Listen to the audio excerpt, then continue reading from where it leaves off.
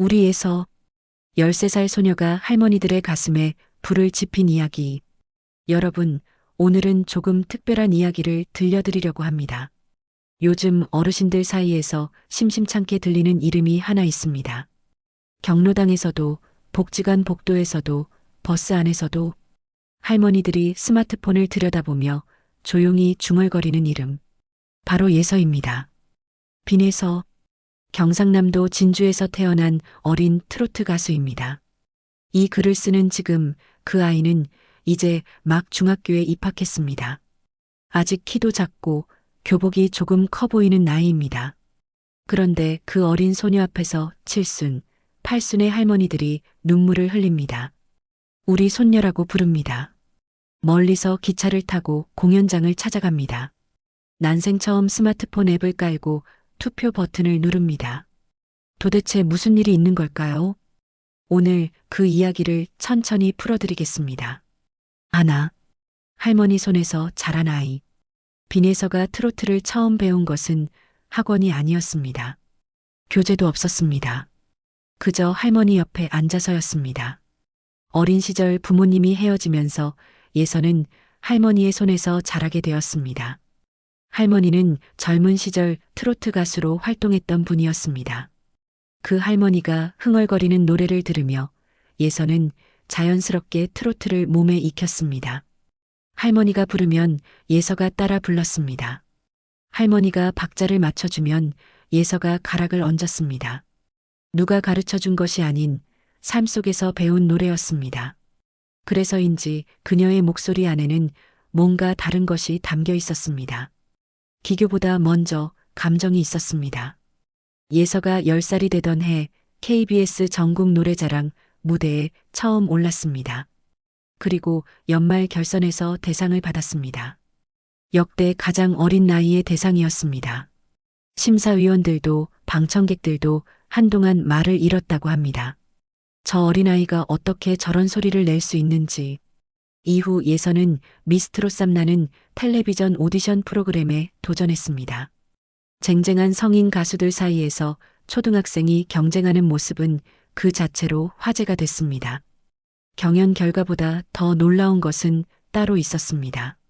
시청자 응원 투표에서 5번이나 1위를 차지한 것이었습니다. 그것도 압도적인 차이로. 그 투표의 주역은 누구였을까요? 청소년도 20대도 아니었습니다. 손녀뻘 되는 아이를 응원하기 위해 스마트폰을 처음으로 켜든 할머니들이었습니다. 둘, 노래가 오래된 기억을 깨운다. 예서가 부르는 노래들은 대부분 수십 년 전 곡들입니다. 오늘날 젊은이들에게는 낯선 제목들이지만 어르신들에게는 귀에 익은 노래들입니다.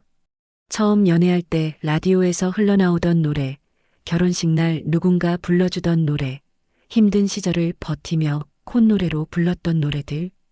그 노래를 지금 13살 소녀가 부릅니다. 이 순간 어르신들의 가슴 안에서 무언가 열립니다. 기억이라는 문이 열립니다. 옛날이 보입니다.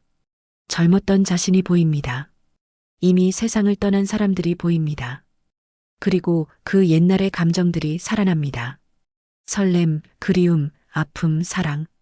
음악에는 이런 힘이 있습니다. 아무리 오랜 시간이 지나도 어떤 노래 한 소절은 수십 년 전의 기억을 고스란히 되살려냅니다. 특히 우리가 감정적으로 강렬하게 경험했던 시절에 듣던 음악은 뇌 깊숙한 곳에 다른 기억과는 다른 방식으로 새겨집니다. 나이가 들어도 때로는 기억이 희미해져도 그 노래만큼은 살아있습니다.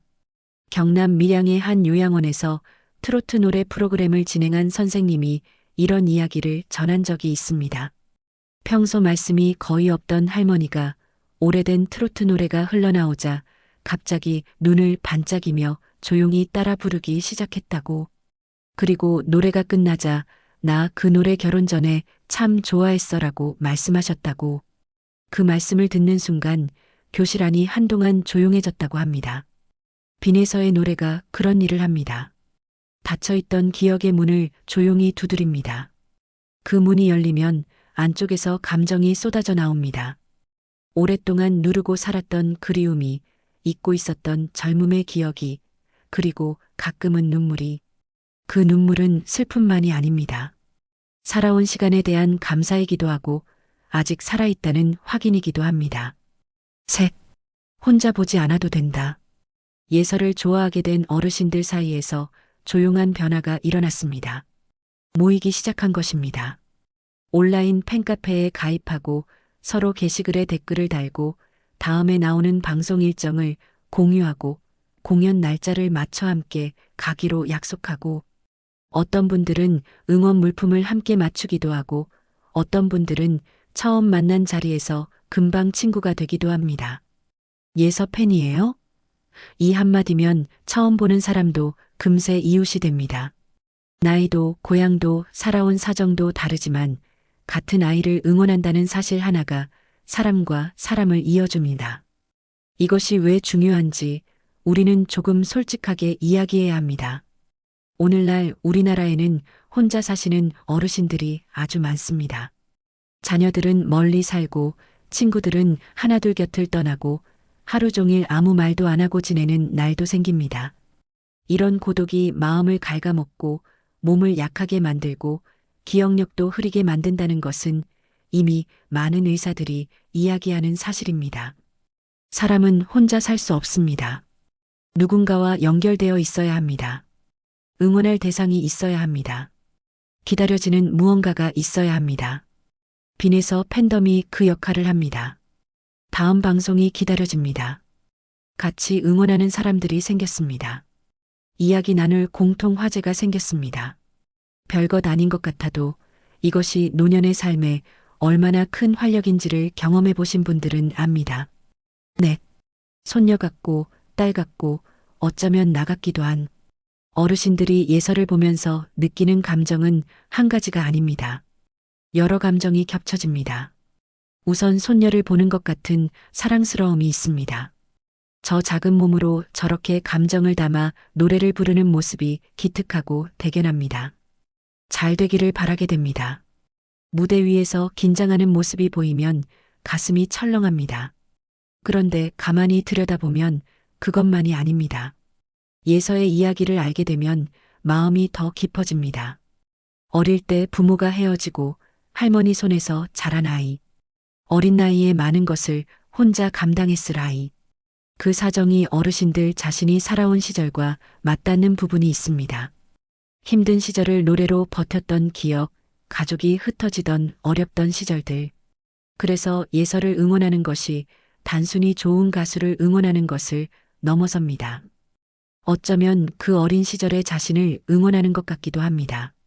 힘들었지만 꿋꿋이 살아낸 자신과 예서가 겹쳐 보이는 것입니다. 어느 할머니 팬이 이런 말씀을 하셨습니다. 나도 어릴 때 많이 힘들었어요. 그런데 예서가 저 어린 나이에 그렇게 당당하게 무대에 서는 걸 보면 이상하게 내가 다 뿌듯해요. 내 손녀도 아닌데. 이 한마디 안에 참 많은 것이 담겨 있습니다. 공감이 있고 투영이 있고 응원이 있고 그리고 자기 위로가 있습니다. 인생을 이만큼 살고 나면 누군가를 진심으로 응원할 수 있다는 것 자체가 큰 선물입니다. 내 가슴이 아직 뛴다는 증거이기 때문입니다. 5. 스마트폰을 처음 배운 이유. 빈에서 팬클럽에서 재미있는 일들이 종종 일어납니다. 스마트폰을 거의 쓰지 않던 할머니가 예서 영상을 보기 위해 유튜브 사용법을 배웠습니다. 팬카페 가입 방법을 손자에게 물어봤습니다. 댓글 쓰는 법을 배워서 처음으로 인터넷에 글을 올렸습니다.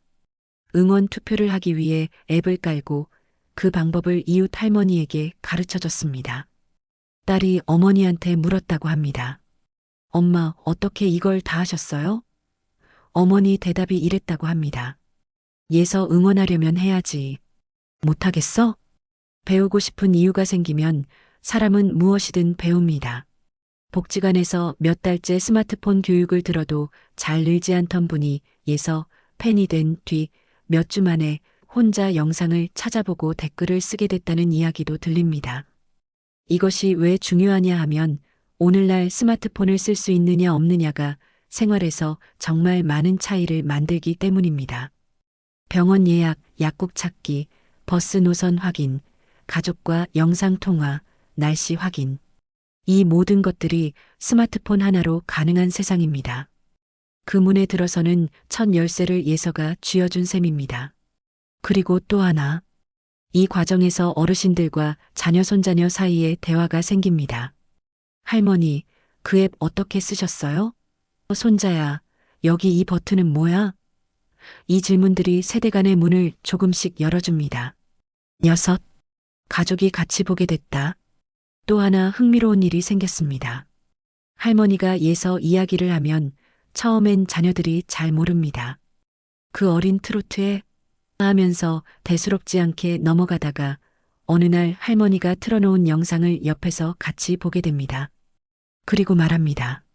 어머, 이 어린애가 이렇게 잘 불러요? 그때부터 대화가 시작됩니다.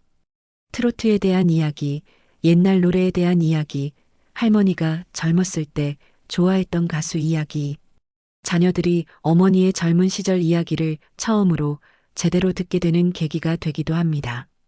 명절에 온 가족이 모인 자리에서 예서 영상을 같이 보고 할머니가 따라 부르고 손자가 박수를 치고 별것 아닌 것 같지만 이런 순간들이 가족을 이어줍니다. 우리 사회에서 세대 간의 거리가 점점 멀어진다는 이야기를 많이 합니다. 어르신들은 젊은 세대의 문화를 모르고 젊은 세대는 부모조 부모의 세계에 관심이 없다고. 그런데 빈에서라는 어린 가수는 그 경계를 자연스럽게 허뭅니다. 어르신들이 사랑하는 노래를 어린 소녀가 부르는 것을 젊은 가족이 함께 보는 그 장면에서 일고 아직 가슴이 뛴다는 것. 예서의 팬 할머니들이 공통적으로 하시는 말씀이 있습니다. 오랜만에 가슴이 뛰어요. 기다려지는 게 생겼어요. 뭔가에 이렇게 빠진 게 얼마만인지. 공연 가는 날이 있으니까 그날을 위해 건강도 챙기게 돼요. 이 말씀들을 가볍게 들으시면 안 됩니다. 이 말씀들 안에 노년의 삶에서 가장 중요한 것들이 다 담겨 있습니다. 기다려지는 것, 살아갈 이유, 설레는 마음, 응원할 대상. 젊은 시절에는 이런 것들이 저절로 생겼습니다. 일도 있고 아이들도 있고 앞날도 있었습니다. 그런데 나이가 들고 아이들이 떠나고 일에서 물러나고 몸도 예전 같지 않아지면 이런 것들이 하나씩 사라집니다. 그 자리에 무기력과 적막이 들어옵니다. 그 적막 속에 예서의 노래가 흘러들어왔습니다. 그리고 조용히 불을 켰습니다. 의사들은 오래전부터 이야기해왔습니다. 마음이 살아야 몸도 삽니다. 기쁨이 있어야 면역이 돌아옵니다. 누군가를 사랑하고 응원하는 마음이 뇌를 살리고 심장을 살리고 결국 사람을 살립니다. 빈에서 팬이 된 할머니들이 더 자주 웃고 더 바깥으로 나가고 더 또렷해지셨다는 이야기는 과장이 아닙니다. 그것이 음악이 하는 일이고 사랑이 하는 일이고 기다림이 하는 일입니다. 마치며 작은 소녀가 주는 큰 선물. 빈에서는 오늘도 무대 위에 섭니다. 아직 10대입니다.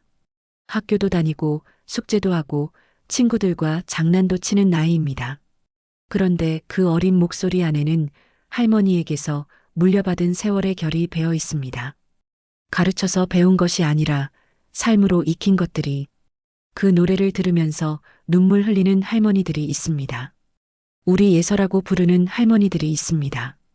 멀리서 기차를 타고 공연장에 오는 할머니들이 있습니다.